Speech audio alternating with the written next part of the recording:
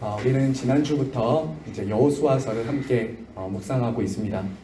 역사서는 어디서부터 어디까지의 역사를 다룬다고 했습니까? 네, 여호수아부터 에스더까지의 역사를 다루는 것이 역사서다라고 말씀을 드렸습니다. 그리고 역사서가 다루는 이 역사의 범위, 역사의 목적, 역사의 내용은 세속사가 아니라, 그러니까 세상 역사에 흘러가는 이 세속사가 아니라 바로 하나님의 구원 역사, 세 글자로 하면 구속사라고 하죠. 하나님이 어떻게 자기 백성들을 구원하시는가를 보여주는 구원 역사라고 말씀을 드렸습니다. 구원 역사. 그래서 이 구원 역사의 핵심은 또한 무엇이라고 말씀드렸냐면요, 하나님께서 얼마나 언약에 신실하신가, 하나님이 자기 백성들과 하신 그 약속에 얼마나 신실하신 분인가를 나타내는 역사다라고 했죠. 이것이 우리에게 주는 메시지와 교훈은 너무나도 중요합니다. 인간들과 이스라엘 백성들은 끊임없이 불순종하고 불신실하고 언약을 지키지 않지만 하나님은 끝까지 그 언약을 붙들고 신실하게 이루어 가신다. 이것이 구속사이며 복음이 주는, 우리에게 주는 메시지다라는 것이죠. 그래서 여러분, 역사서를 그냥 이렇게 쭉 읽으실 때 이것을 그냥 이런 어떤 전쟁의 역사라든지 아니면 가나안에 정복하고 또 가나안에 정착하고 그리고 가나안 땅을 빼앗겨서 바벨론으로 사로잡혀가고 다시 귀환하는 그런 어떤 사건을 중심으로 읽을 수도 있지만, 그 중요한 핵심의 그 저변에는 하나님이 아브라함과 이삭과 야곱에게 하신 그 언약에 신실하셔서 가나안 땅을 주시기도 하고 가나안 땅을 잃어버렸던 그들을 다시 돌아오게 하시는 그 역사다라는 것 우리가 기억해야 합니다. 그리고 이 가나안 땅의 정복은 하나님께서 어떤 역사로 이 가나안 땅을 주신다라고 하셨죠? 가나안 땅은 단순한 땅 따먹기 전쟁이 아니라고 했습니다. 단순하게 그냥 땅이 없었던 이스라엘 백성들에게 그들이 거처할 땅을 주는 그 정도의 전쟁이나 정복이 아니라, 죄악으로 더럽혀져서 하나님의 안식을 잃어버린 그 땅에 하나님이 이스라엘을 통해서 안식을 회복시키시는 역사다라고 말씀을 드렸습니다. 그러니까 하나님의 나라와 하나님의 안식을 그 땅에 회복시키는 역사가 바로 이 가나안의 정복 전쟁과 이런 역사다라는 것이죠. 이것은 또한 저와 여러분의 부름이라고 말씀드렸죠. 우리 교회의 존재 목적, 그리고 저와 여러분을 이 땅에 구원하시고 이 세상으로 보내시는 목적이기도 하다라고 말씀을 드렸습니다. 구원받은 성도들과 백성들은 이제 이 세상으로 가야 됩니다. 그냥 요단강 건너고 구원받았으니 끝, 이게 아니죠. 저와 여러분은 한 주간 동안도 이 세상으로 들어갑니다. 안식이 없는 땅, 예수 그리스도를 구주로 믿지 않아서 죄악으로 더럽혀지고 또 안식을 누리지 못하는 그 사람들과 그들 가운데 들어가서 참된 안식을 선포하고 전달하는 사명자들로 우리를 부르셨다라는 것입니다. 자, 그러면 이제 오늘부터는 우리가 지난주 서론을 봤으니까요, 본격적으로 여호수아 1장 우리가 함께 1장부터 오늘은 한 5장까지만 우리가 하나님 나라 관점으로 이것을 어떻게 묵상해야 되는가 한번 살펴보겠습니다. 여러분, 우리가 송구 영신 예배 때 함께 여호수아 1장을 보았지만 여호수아 1장은 하나의 위기로 시작합니다. 위기. 자, 우리 1장 1절 말씀 다 같이 한번 더 읽을까요? 시작. 여호와의 종 모세가 죽은 후에 눈의 아들 여호수아에게 말씀하여 이르시되. 자, 그럼 여호와의 종 모세가 죽었다는 것은 무슨 의미일까요? 어떤 의미일까요? 여호와의 종 모세가 죽은 후에라는 것은 이스라엘 백성들에게는 그야말로 충격적인 사건이었습니다. 여호와의 종 모세가 죽었다. 그동안 정말 이스라엘 백성들을 구원하고 인도하여 낸 민족의 지도자, 아니 그저 지도자와 영웅이라고 이름 붙이기에는 너무나도 그 의미가 작은, 어쩌면은 보이지 않는 하나님을 보이는 것처럼 해주었던 그 모세가 이제 눈앞에서 사라진 것입니다. 눈앞에서 사라진 거예요. 이스라엘 백성들은 진짜 모세만 바라보고 살았어요. 모세가 밥이 없으면 만나를 내려주죠. 물이 없으면 반석에서 물을 내주죠. 그야말로 모세만 바라보고 살았어요. 그런데 그 모세가 지금 죽었다라는 것이죠. 그래서 그들은 우리가 신명기 바로 앞에 보시면 무려 30일 동안 애곡했다라고 말합니다. 우리가 지난 송구영신 예배 때 봤던 것처럼 30일 동안 하나님이 주신 가나안의 사명과 약속도 잊어버린 채 30일 동안 모세의 죽음을 애곡하면서 주저앉아 있었습니다.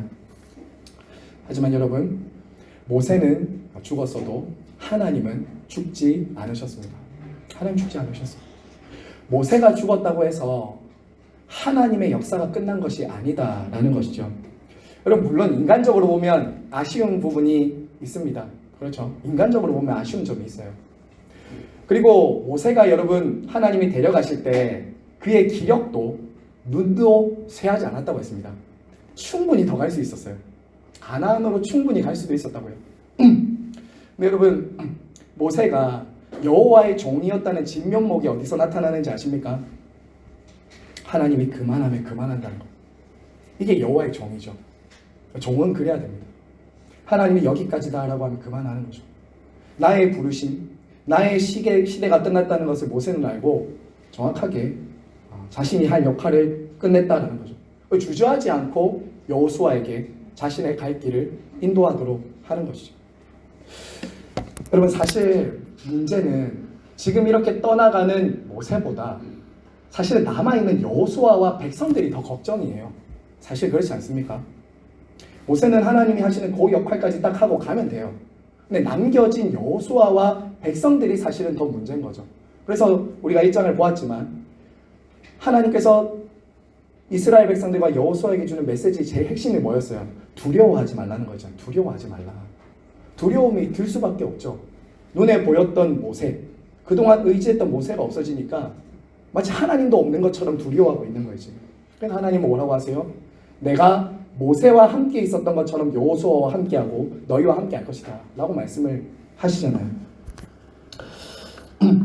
여러분, 제가 지난번에 이 성경 개관을 쭉 묵상하다가 이거 기억나시는 분들이 있을 수도 있을 것 같은데요. 그럼 믿음이 뭐라고 했나요? 믿음을 다양하게 정의할 수 있는데요. 믿음은 한마디로 이렇게 말씀드렸습니다. 하나님의 관점을 취하는 거라고 했어요. 하나님의 관점을. 믿음은 하나님의 관점을 취하는 거예요. 사람의 관점이 아니라 하나님의 관점을 취하는 거라고. 이스라엘 백성들과 지금 여호수아는 지극히 인간의 관점, 사람의 관점을 취하고 있습니다. 모세가 죽었으니 끝났다는 거잖아요. 근데 하나님의 관점은 뭐였어요? 아니다. 끝이 아니라는 거예요. 위기가 아니라는 거예요. 그걸 어떻게 알 수 있습니까? 모세는 죽었지만 1절 후반부에 보세요. 여호수아에게 말씀하여 이르시되. 하나님의 말씀이 들려오고 있다면 그것은 끝이 아니에요. 저와 여러분이 벼랑 끝에 선 것 같은 그 시기가 저와 여러분에게 있을 수도 있고요. 내가 정말 의지하고 붙잡았던 것들이 다 무너져 내릴 때에도 말씀이 계속 들려오고 있다면 그것은 끝이 아닙니다. 끝이 아니에요. 하나님이 하실 일이 있다는 거예요. 더 불행은 하나님의 말씀이 들려오지 않는 거예요. 하나님의 관점을 취하지 못할 만큼 나 자신과 문제에 함몰되어 있는 우리의 시선입니다. 그게 더 문제라는 거예요. 그래서 하나님은 어떻게 하십니까? 그들에게 끊임없이 자신들과 모세만 바라보고 있는 그들의 그 관점을 돌이키고자 어떻게 하시냐면 말씀을 주시면서 명령과 함께 약속을 주세요. 과거와 지나간 사람이 아니라 그들이 앞으로 가야 될 명령과 그 명령과 함께 그들이 함께 할 수 있는 하나님을 바라보도록 약속을 주세요. 자, 여러분, 약속이 뭐죠? 자, 명령부터 보죠. 일어나 이 요단을 건너 가라. 강하고 담대하라. 두려워하지 말라. 그리고 율법의 말씀을 다 지켜야. 이것은 명령입니다. 하나님이 명령을 주신다고요. 그리고 하나님은 명령과 함께 무엇도 함께 주세요? 약속도 주십니다. 약속도 주시죠. 내가 이미 가나안 땅을 너에게 줄 것이다.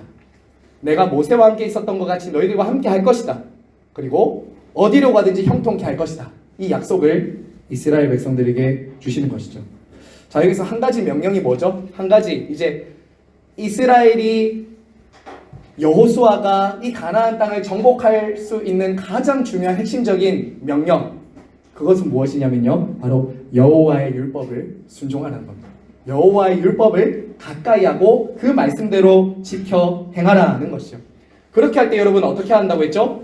저기 약속 오른쪽 제일 밑에 보면 어디로 가든지 형통하고, 이게 지난 시편 1편에 나온 형통이랑 같은 단어입니다. 형통하고. 여러분 이것은 가나안 전쟁의 성격을 보여주는 거예요. 앞으로 그들이 해야 될 그 전쟁의 성격은 바로 하나님의 전쟁이라는 겁니다. 우리 같이 한번 받아서 해주시겠어요? 하나님의 전쟁입니다. 하나님의 전쟁입니다. 자, 여러분 하나님의 전쟁이에요. 전쟁의 승패는 그들의 창이나 활이나 무기에 달린 것이 아니라 하나님과의 관계에 달려있다는 거예요. 하나님과의 관계에 달려있었어요. 하나님의 말씀에 온전히 순종하고 헌신하는 것에 순종이 달려있다라는 거죠. 자, 그런데 여러분 우리가 답은 잘 알고 있어요. 답은 알잖아요. 그런데 여러분 우리가 실제로 이 여호수아의 입장에서, 그리고 이 이스라엘 백성 중에 우리가 한 사람이었다고 한번 생각해 봅시다. 이렇게 상상력을 한번 동원해 보세요. 하나님께서 곧 있으면 말씀하시고 명령하시는 이 명령들이 사실은 지키기 쉽지 않은 말씀들입니다. 지키기 쉽지 않은 말씀이에요. 조금 후에 무슨 명령을 주시죠? 요단강을 법궤를 메고 들어가라는 명령을 주세요.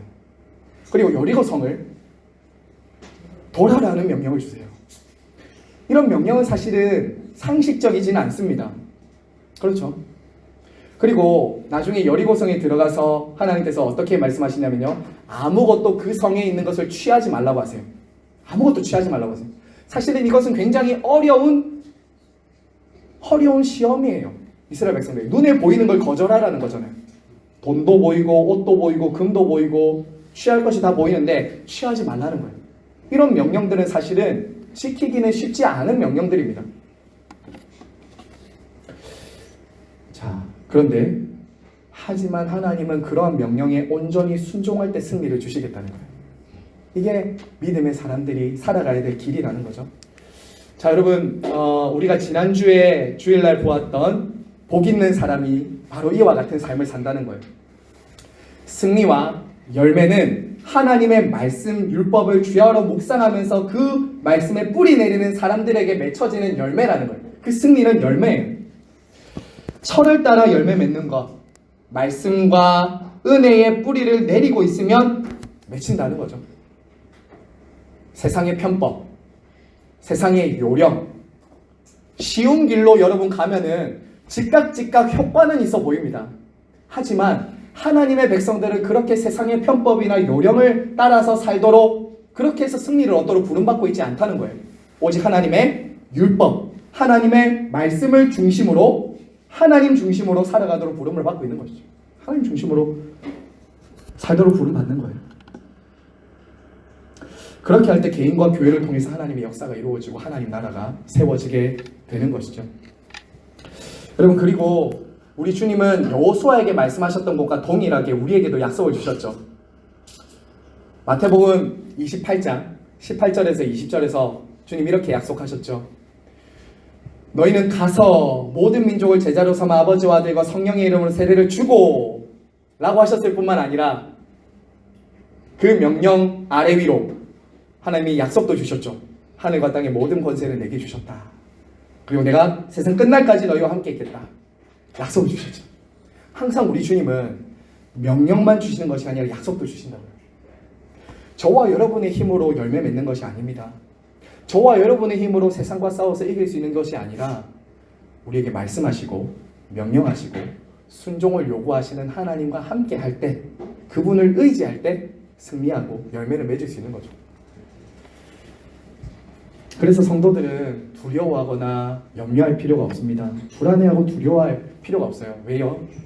앞서 말씀드린 것처럼 이 전쟁은 하나님의 전쟁입니다. 하나님의 전쟁. 조금 이따 그것을 자세하게 우리 함께 살펴보도록 하겠습니다. 자, 그래서 여호수아 1장을 이제 들어가면서 여호수아에게 끊임없이 율법을 중심으로 하나님 말씀, 하나님 중심으로 서 있어라 라고 말씀하시는 것은 그들의 전술이나 행정력이 아니라 하나님과 함께하는 것이 승리의 비결이다라는 것을 보여주는 것입니다. 자, 우리 2장으로 한번 넘어갈까요? 여러분 2장에 보시면 이제 여리고 성에 보내는 정탐꾼 이야기가 나옵니다. 자, 여러분 근데 이 정탐꾼을 보내는 이야기를 볼 때 민수기 13장 14장이 떠오르셔야 됩니다.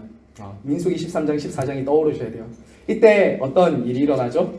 가데스 바네아에서 모세가 12정탐꾼을 보내지 않습니까? 자, 근데 이때의 사건과 지금 이 사건은 묘하게 대조를 이루고 있어요.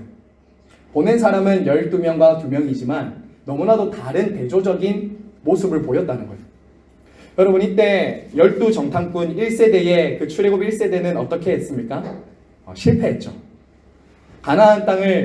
같은 가나안 땅을 봤어요. 그러니까 믿음은 하나님의 관점을 취하는 것이라고 했잖아요. 근데 10명은 하나님의 관점을 취하는 대신에 자기들의 관점을 딱 취한다고요. 그리고 그 땅을 악평하죠. 악평합니다. 그리고 자신들은 메뚜기처럼 봐요. 그리고 저 강대한 족속들 앞에서 우리는 메뚜기다. 우리는 할 수 없다. 돌아가자 이렇게 하잖아요. 그렇게 해서 결국 그 결과가 무엇이었습니까? 40년 광야 생활이었어요. 불신앙과 불순종은 끊임없이 뺑뺑이를 돌게 해요. 끊임없이 뺑뺑이를. 하나님은 절대 그냥 지나치지 않습니다. 저와 여러분이 어쩌면 훈련받는 과정들이 있으실 수 있습니다. 어떤 부분에서는 믿음을 딱 사용해서 순종해야 되는 그 자리가 있는데 타협하거나 물러서면 여러분 그것은 계속 그 자리에 머물러 있습니다. 계속 돌고 돌게 될 겁니다. 그 자리에서. 그게 될 때까지 하나님은 그렇게 훈련시키세요. 그래서 광야를 주시죠.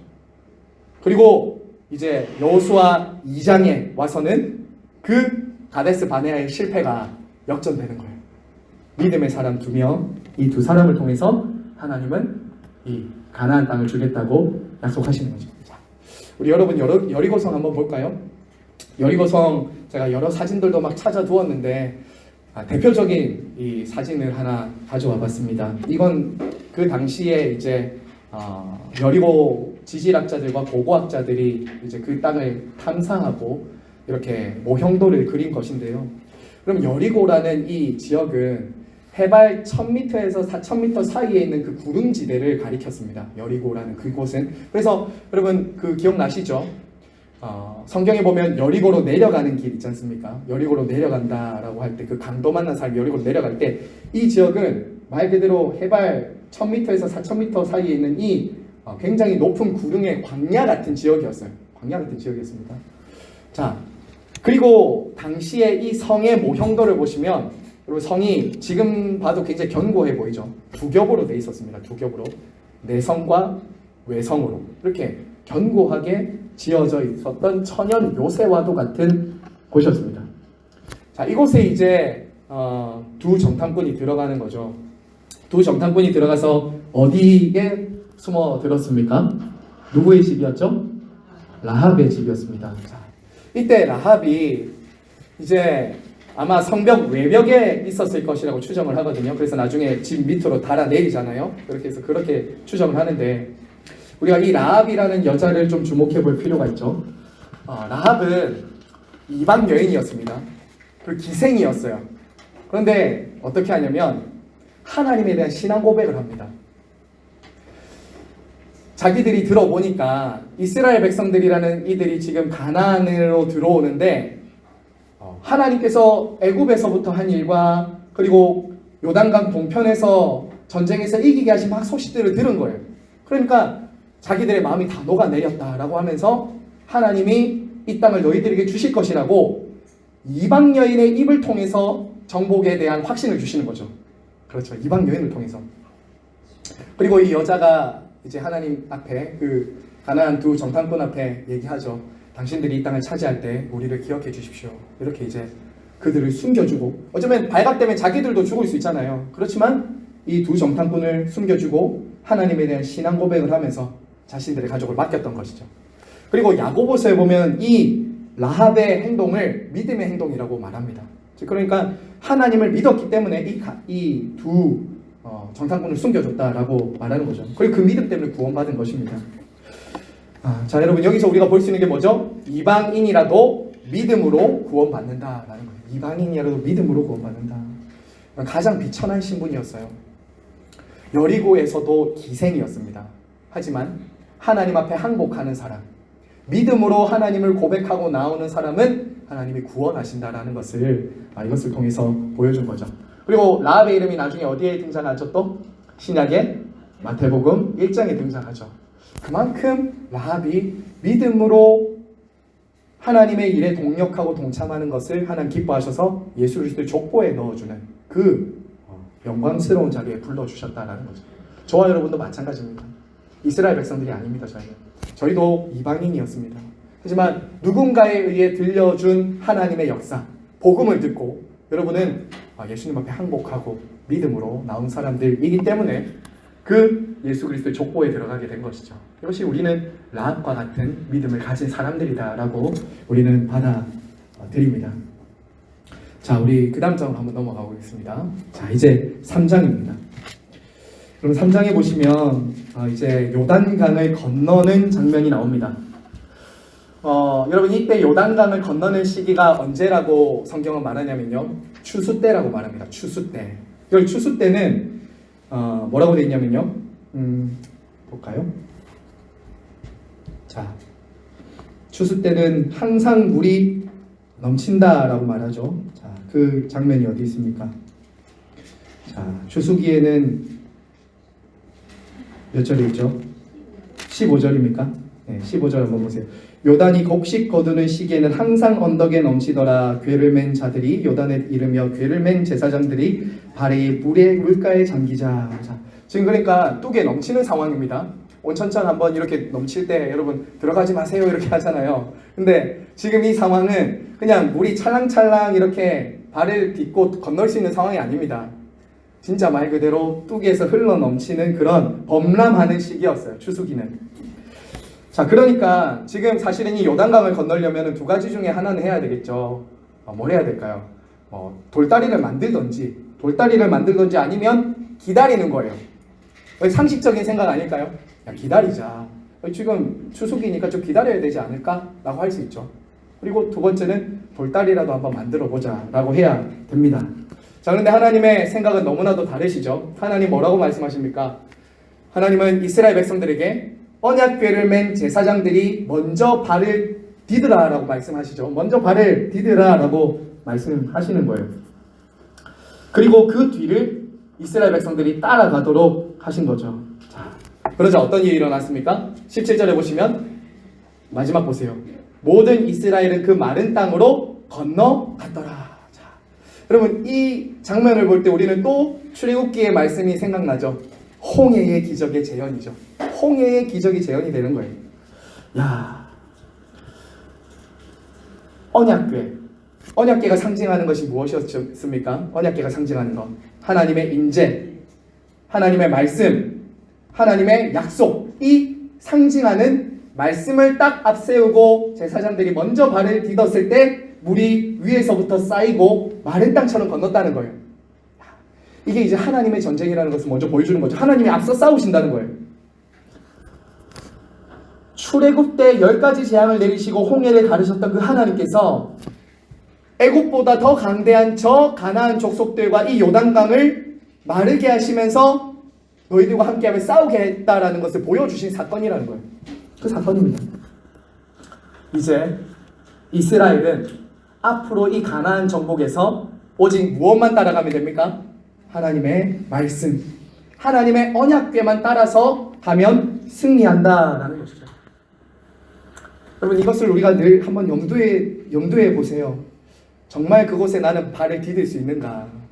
나는 정말 하나님의 말씀이기 때문에 그 말씀에 온전히 나를 실어서 그 물이 범람하고 있는 그 곳에 언약궤를 딱 앞세우고 나는 발을 디딜 수 있는가?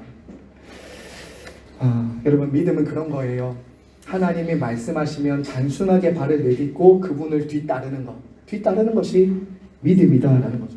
그렇게 할 때 요단강이 갈라지는 거예요. 제가 이 말씀을 묵상하다가 한 목사님께 들었던 간증이 하나가 생각났습니다. 좀 이걸 나누고 싶어서 잠깐 한번 나눠보겠습니다.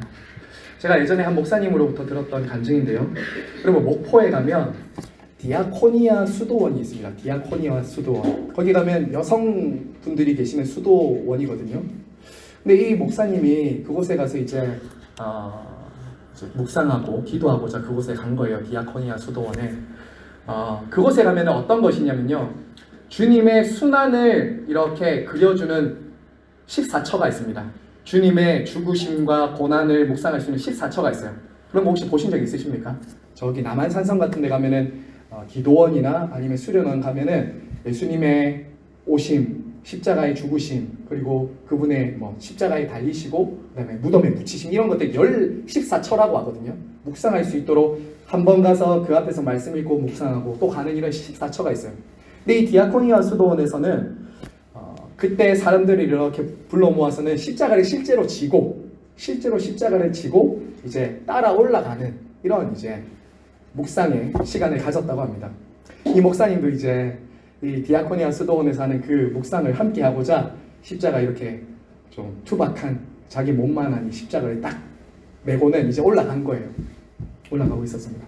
그래서 이 목사님이 기도를 했다는 거예요. 하나님, 한 말씀만 해주십시오. 한 말씀만 해주십시오. 두 말씀도 아니고 딱 한 말씀만 해주십시오. 하고 이제 올라가는 겁니다. 그리고 이제 십자가를 지고 올라갔어요. 올라가다가 아무 소리도 안 들리더래요. 처음에는 아무 소리도 안 들리더래요. 바람 소리, 새 소리 막 이런 것만 들리는데 이제 십자가 정상적으로 이제 한 7, 8철을 지나서 십자가쯤 다가오니까 하나님 그래도 한 말씀만 주십시오. 제가 목사인데 좀 한 말씀만 주십시오. 그러니까 하나님 딱 한 말씀 주시더래요.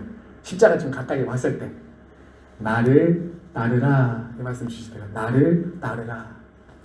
그게 귀로 들리진 않았겠죠. 마음속으로 하나님께서 주셨던 그 마음의 감동이 있었겠죠. 나를 따르라. 근데 이 목사님이 어떻게 하셨냐면요. 너무 익숙한 말씀이라서 아니겠지 하고 이제 이렇게 쳐냈대요. 그 말씀을 아니겠지. 그리고 이제 하나님 이런 좀 익숙한 거 말고 좀 그분의 표현으로 쌈박한 거 좀 주십시오. 너무 익숙한 거 말고 하고 또 이제 십자가를 지고 올라갔습니다. 올라가니까 이제 올라가는 그 십자가를 보고 아무 소리도 안 나는 거예요. 또 그래 십자가 앞에서 조금 이제 있다가 내려가는 길에 또 조금 분명한 소리로 한 말씀 주시더래요. 그게 뭐였을까요? 그렇죠. 똑같이 나를 따르라. 이 목사님이 또 한 번 맞췄대요. 이렇게.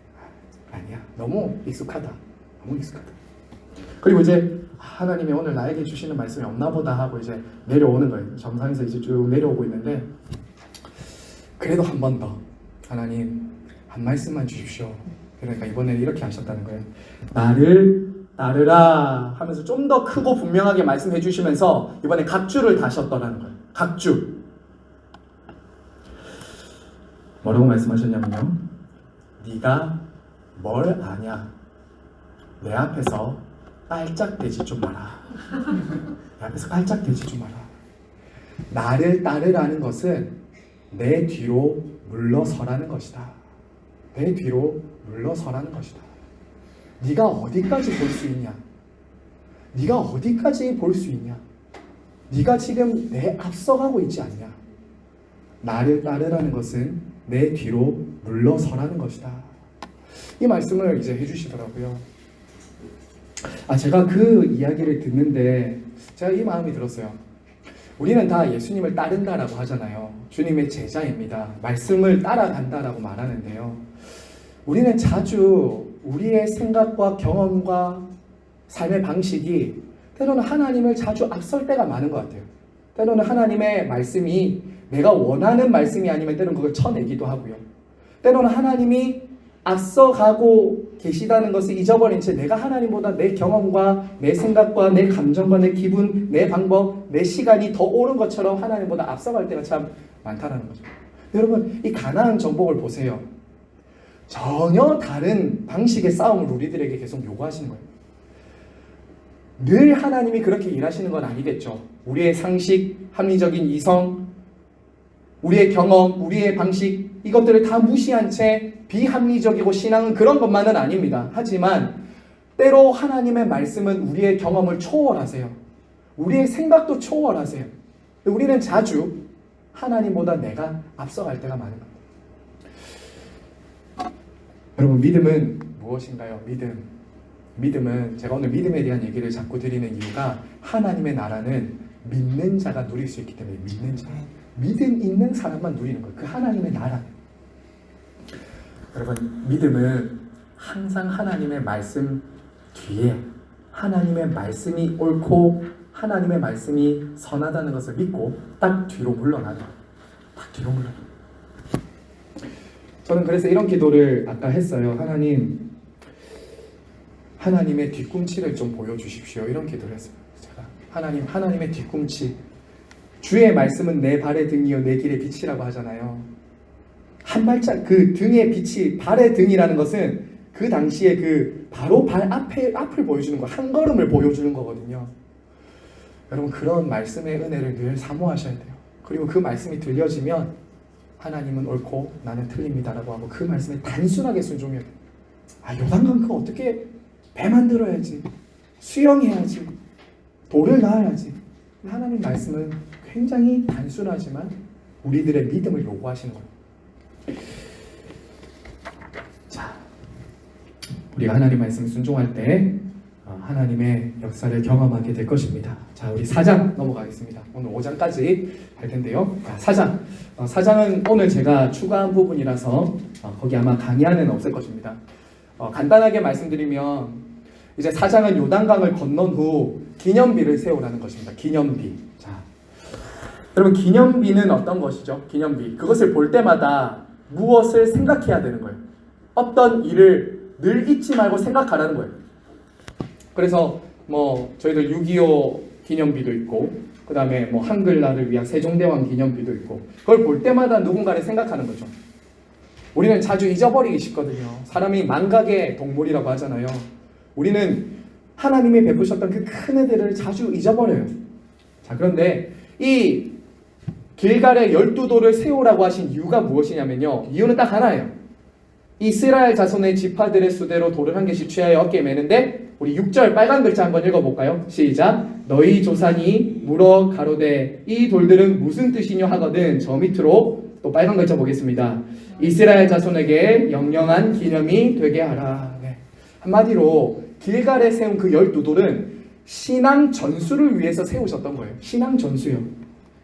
시대가 변하고 세상이 바뀌고 사람들이 변화되더라도 끊임없이 그들을 통해서 전수되어야 될 것은 여호와의 신앙이었어요. 여호와의 신앙. 하나님을 경험한 이야기가 공유되고 전수되어야 됐던 것이죠. 그게 어디서 이루어진다고요? 언약 백성들의 공동체인 교회 그리고 가정입니다. 가정. 하나님 이 땅에 언약을 맺기 위해서 가정을 세우셨고 교회를 세우셨어요. 교회와 가정을 세우셨어요. 여러분 오늘날 가정이 신앙 전수의 자리가 되고 있으십니까? 가정이. 저와 여러분의 자녀들에게 신앙이 전수되고 공유하는 현장이 지금 가정이 되고 있습니까? 요즘에 가정을 보면 마치 PC방 같아요. 아이들이 집에 오면 그냥 게임만 하고 있습니다. 또 어떤 집을 보면 공부방이 돼버렸어요. 공부방이 돼버려요. 그냥 공부만 하는 거예요. 아이들 공부만 하고. 그리고 어떤 집에 가면 그냥 숙소입니다. 숙소. 잠만 자요. 근데 여러분 그게 아니라는 거예요. 가정은 어디까지나 신앙 전수와 공유가 일어나는 신앙의 현장이라고요. 하나님은 그걸 요구하시는 거예요. 저와 여러분 안에 자녀들에게 들려줄 신앙의 기념비가 있으십니까? 신앙의 기념비. 그것만 생각하면, 그 일만 생각하면 자녀들도 하나님이 살아계시다는 것을 손으로 잡고 눈으로 귀로 듣고 볼 수밖에 없는 그 사건들이 있으십니까? 그게 있으셔야 돼요. 지금은 비록 그 자녀들이 아빠 엄마 믿는 하나님 나 모르겠다 나 안 믿을래 이렇게 하는 자녀들이 있다 할지라도 적어도 살아계신 하나님을 경험했던 부모들이 만지고 잡고 있었던 그 신앙의 이야기 기념비는 그들이 부정하지 못해요. 살아계신 하나님을 경험한 부모님들의 이야기는 부정하지 못한다고요. 그 이야기가 여러분에게 있으십니까? 제가 청소년 사역할 때 한 어머니가 중학교, 고등학교 올라가는 자녀들이 신앙생활 다 떠나버린 그런 위기 가운데 상담을 한번 하셨어요. 그리고 제가 이렇게 얘기를 나누고 어머니를 돌려보낸 다음에 어머니가 이런 얘기 하시는 거예요. 하면 그 두 아들을 딱 불러가지고는 다른 얘기 안 했대요. 정말 진지하게 아빠 엄마가 만난 하나님의 얘기를 해줬대요. 아빠 엄마가 왜 예수님을 믿게 됐는지, 아빠 엄마는 하나님을 어떻게 경험했는지. 왜냐하면 자녀들은 하나님을 경험하지 못했으니까, 강요된 신앙이니까, 왜 예수님을 믿어야 되는지도 모르니까 아빠가 다그치고 강압하지 않고 그냥 하루는 조용히 불러서 밥 먹고 나서 두 아들을 불러서 얘들아 아빠는 말이야, 엄마는 말이야, 언제 예수님을 믿었냐면, 언제 하나님을 믿었냐면 이런 얘기를 들려주기 시작했다는 거예요. 진지하게. 그리고 엄마 아빠가 경험했던 그 하나님의 역사를 이야기해 주기 시작했어요. 간증을 한 거죠. 그러니까 이 아이들이 그 얘기 듣고는 조금 후에 아빠 엄마 그러면 저희가 조금 더 다녀볼게요. 이러면서 이제 마음이 열렸다는 거예요. 지금 잘 다니고 있습니다. 여러분, 신앙이 공유되고 전수되는 것은 그냥 아이들한테 강요해서 억지로 되는 것은 아닌 것 같아요. 저도 그랬어요. 저도 모태신앙이고 목회자 자녀였지만 억지로 되는 것은 아니었어요. 그저 기도하던 어머니의 뒷모습, 어머니의 성경책, 그 손때 묻은 성경책, 나중에 인생의 어느 순간에 그게 기억나기 시작하더라고요. 예수 안 믿으면 지옥 가는데, 이런 얘기가 그때는 너무 듣기 싫었는데 나중에 생각이 나더라고요. 그리고 부모님이 힘들고 어려울 때 하나님을 만났던 그 경험했던 이야기들, 이게 나중에 산 간증이 되더라고요. 여러분, 그런 기념비를 여러분 혹시 기억하고 계시죠? 기록은 혹시 하고 계십니까? 기록? 제가 어머니께 한 번은 부탁을 드렸어요. 어머니 천국 가시기 전에 좀 기록해 두시라고, 이런 것들을. 그래서 나중에 책으로 낼지는 모르겠지만 제가 그걸 좀 보고 싶다고 어머니께 좀 침이 오시기 전에 제가 늘 기록하라고 했어요. 근데 안 기록하시더라고요. 여러분, 기억해 보세요. 그리고 기록해 보시고 사랑하는 내 자녀들에게 남길 그 믿음의 유산, 기념비를 세우시라고. 그걸 세우셔야 돼요. PC방이 되면 안 됩니다. 공부방이 되면 안 됩니다. 숙소가 되면 안 돼요. 교회입니다. 어디까지나 부모님은 영적인 제사장으로 자녀들 앞에 서 있는 겁니다. 신앙을 전수하셔야 되는 거예요. 이제 마지막 5장 보겠습니다. 이제 할례를 행하라 라고 하십니다. 그 길갈에서 했던 것이 두 가지인데요. 하나는 기념비를 세우는 것과 하나는 할례를 행하는 것이었어요. 여러분, 이 할례가 굉장히 그 당시에 하나님이 주신 명령 중에는 굉장히 이상한 명령이에요. 참 받아들이기 힘든 명령입니다. 여러분, 지금 5장 1절을 한번 보세요. 5장 1절이 지금 어떤 상황입니까? 요단강을 딱 건넜는데 5장 1절 같이 한번 읽어볼까요? 시작!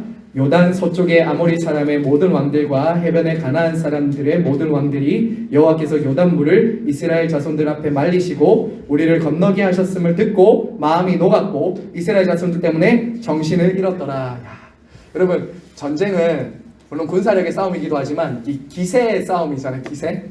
지금 보면은 이미 멘탈이 나갔어요. 가나안 사람들 이미 기세에 눌렸다고요. 그럼 지금이 딱 승기를 잡을 때잖아요. 승기.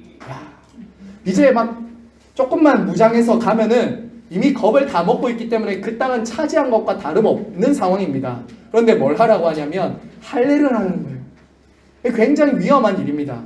할례를 하는 것은 공격할 절호의 기회에 공격 지시가 아니라 할례를 명령하고 있어요. 야, 이 상식과는 너무나도 다릅니다. 왜냐하면 이 할례를 하면 적들에게 무방비 상태가 돼요. 적들에게, 군인들에게 할례를 하는 것은 그야말로 전투력 상실이에요. 그렇지 않습니까? 무모한 행동이라고요. 무모한 행동. 자, 그런데 하나님이 지금 이 할례를 행하시면서 말씀하시는 게 뭐냐? 바로 가나안 전쟁의 성격을 보여주는 거죠. 가나안 전쟁의 성격을 보여주는 거죠. 바로 오직 하나님만 믿고 의지하는 전쟁이다라는 것을 이 할례를 통해 보여주는 겁니다. 혹시 PPT에 거기 없어요? 강연? 죄송해요. 거기 메모 조금 빈칸에 적으시면 되겠습니다. 네. 전투의 상식으로는 이해가 안 가지만 이 가나안을 싸워 전쟁하는 이것은 오직 하나님만을 신뢰하고 의지하는 전쟁이라는 거예요. 첫 번째는 그겁니다. 두 번째는 이것입니다. 노예의 생활이 끝나고 수치가 굴러갔다는 거예요. 노예의 생활이 끝나고 수치가 굴러갔다는 거예요. 여러분, 할례는 내가 하나님의 백성이라는 것을 몸에 새기는 겁니다. 몸에 새기는 거예요. 그러니까 그 몸의 새김으로 그것을 볼 때마다 내가 언약 백성이라는 것을 기억하게 하는 것이 할례입니다. 이것은 무엇이냐면 거룩에 대한, 하나님의 백성이라면 몸에 그것을 볼 때마다 생각하고 인정하는 그 할례를 몸에 하라는 거예요. 여러분 하나님의 전쟁에 제일 중요한 게 여기서 무엇이라고 말하냐면요. 첫 번째는 하나님을 의지하고 온전히 신뢰하는 것이 전쟁의 승리의 비결이고요. 두 번째는 거룩이라는 거예요. 거룩. 하나님의 백성들의 전쟁의 승리의 목적은 거룩이에요. 거룩. 구원받은 백성들, 하나님의 언약 백성들에게 이 할례를 행하라고 하심으로 너희는 나의 백성이다, 거룩한 내 백성들이다라고 약속하시는 거예요. 여러분 지금 가나안 2세대들은요 할례를 받지 않은 백성들이었습니다. 1세대는 할례를 받았지만 그들의 불순종과 불신앙으로 강야에서는 할례를 받지 못했어요. 그리고 이제 그것이 끝난 거예요. 그 1세대가 끝나고 2세대에게 할례를 행하심으로 모든 수치와 부끄러움이 사라졌다는 것을 확인시켜 주는 거예요. 여러분 그리고 이것은 우리에게도 가르쳐주는 메시지가 있습니다. 바로 하나님 나라의 안식은 마음의 할례를 받은 사람만 누릴 수 있다는 거예요. 마음의 할례를 받은 사람들. 그럼 구약의 할례가 신약에는 무엇으로 나타나죠? 구약의 할례는 신약의 세례죠. 그렇죠. 세례입니다. 우리가 예수 그리스도를 믿고 하나님의 언약 백성이 되었다는 것을 가시적으로 보여주는 성례는 이제 할례가 아닙니다. 세례입니다. 세례예요. 그리고 여러분 이 세례를 받는다라는 것은 자기 중심성과 자기 주장을 내려놓는 거예요. 자기 중심성과 자기 주장을 내려놓는 거예요. 이게 핵심입니다. 그러니까 여러분 가나안의 전쟁 성격을 보여주는 이 하나님을 의지하고 하나님을 신뢰하는 것, 그리고 하나님 앞에서 거룩한 백성이라는 것을 확인시켜주는 이 할례는 결국에 뭐냐면요, 자기 주장과 자기 중심성을 내려놓지 않으면은 받을 수 없는 거예요. 여러분 세례를 왜 받습니까? 이제 내가 더 이상 내 삶의 주인이 아니라는 거잖아요. 예수 그리스도가 나의 주인이고 내 주장과 자기 중심성이 사라지고 나는 죽고 예수로 산다는 것에 대한 표징이 세례잖아요. 그래서 여러분 저와 여러분은 육신의 할례나 육신의 세례보다 더 중요한 것은 저와 여러분 안에 마음의 할례, 여러분 영혼이 실제로 세례를 받으냐가 더 중요한 거죠. 더 중요한 거예요. 자, 그리고 넘어갈까요? 그리고 주님께서 지키라고 하신 것이 무엇입니까? 유월절을 지키라고 하세요. 유월절. 자, 여러분 유월절은 크게 3번 지키라고 하십니다. 근데 다 공통점이 있어요. 공통점이 뭐냐면 새로운 시대가 열릴 때마다 유월절을 지키라고 하세요. 출애굽기 12장에서 처음 이스라엘 백성들이 홍해를 건너고 광야로 들어갈 때 유월절 지키라고 하십니다. 두 번째, 민수기 9장에서 이제 광야로 들어갈 때, 아까 전에는 출애굽할 때 유월절 한번 지키죠. 그 문과 문설주에 피를 바르고 그 유월절을 첫 번째로 지켰고요. 두 번째는 광야로 나아갈 때 지켰어요. 그리고 세 번째, 여호수아 5장에 나오는 거예요. 약속의 땅으로 들어가면서 이제 유월절을 지키는 거죠. 여러분 유월절의 뜻이 무엇입니까? 유월절은 넘어갔다죠. 재앙이 넘어갔다예요. 그러니까 우리로부터 하나님이 우리는 구원받은 백성이라는 것을 제일 잘 보여주는 의식이 뭐냐? 유월절이에요. 유월절. 여러분 그러면 아까 전에 할례는 세례였죠. 유월절은 뭘까요? 오늘날의 유월절, 주님의 구원을 기억하게 하는 것, 주님의 십자가의 죽음과 부활을 기념하는 게 뭐죠? 그렇죠. 성찬입니다. 성찬. 그리고 예배죠. 예배. 주님의 구원을 우리에게 끊임없이 생각하면서 새로 시작할 수 있도록 하는 것은 예배와 성찬이죠. 예배와 성찬이에요. 옛사람이 죽고 새사람으로 살아났다는 것을 가시적으로 보여주고 눈으로 보고 먹으면서 우리가 기념하는 유월절은 오늘날의 성찬입니다. 그리고 예배 가운데 이루어져요. 그래서 여러분 예배 때마다 우리는 무엇을 하나님으로부터 기회를 받는 겁니까? 새로 시작할 수 있다는 거예요. 우리는 새롭게 다시 태어난다는 거예요. 이전에 나는 죽고 새로운 삶을 시작하게 되었습니다라는 것을 할 수 있는 곳이 어디냐면요, 예배와 성찬이에요. 예배와 성찬이에요. 그리스도를 인해서 나는 죽고 예수 그리스도 안에서 살아갑니다라를 보여주는 것이 예배다라는 것입니다. 예배와 성찬이에요. 그것을 끊임없이 경험하고 새롭게 태어나면서 확인하는 자리이죠. 자, 여러분 이제 마무리하도록 하겠습니다. 제가 오늘 여러분과 함께 나눈 이야기는 이것이었습니다. 이제 다음 주부터 가나안 정복을 본격적으로 보게 될 텐데요. 오늘까지 본 것은 이것이었습니다. 본격적으로 가나안 전쟁에 앞서서 준비하는 기간이었어요. 준비하는 기간. 근데 이 준비하는 기간에서 철저하게 하나님이 요구하셨던 것이 무엇입니까? 말씀에 대한 온전한 순종이에요. 말씀에 대한 온전한 순종을 끊임없이 요구하셨어요. 그리고 이 가나안 땅의 전쟁의 승패는 하나님께 달린 거였어요. 하나님께 달렸기 때문에 그분의 말씀에 대한 전적인 순종만이 전적인 승리를 가져올 수 있었다고요. 그렇게 자기 자신의 중심성과 자기 관점을 버리고 하나님의 말씀에 온전히 순종하는 사람만이 들어가는 곳이 가나안이고 승리였습니다. 제가 오늘 이 말씀을 이제 마지막으로 정리하고 묵상하다가 제가 이런 묵상이 마지막으로 되더라고요. 여러분의 신앙의 최고의 적이 누구입니까? 저와 여러분의 신앙의 최고의 적이 누구일까요? 이스라엘 백성들과 여호수아의 눈에 보기에는 여리고 성처럼 보입니다. 최고의 적은. 그리고 가나안 성처럼 보이고 요단강, 그들을 막고 있는 요단강이 적인 것처럼 보여요.